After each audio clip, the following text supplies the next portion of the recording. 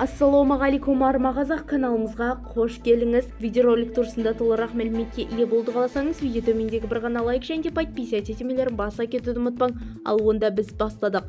Ақмолалық оқушылар жаңа оқу жылын тегін тамақтанып бастайды.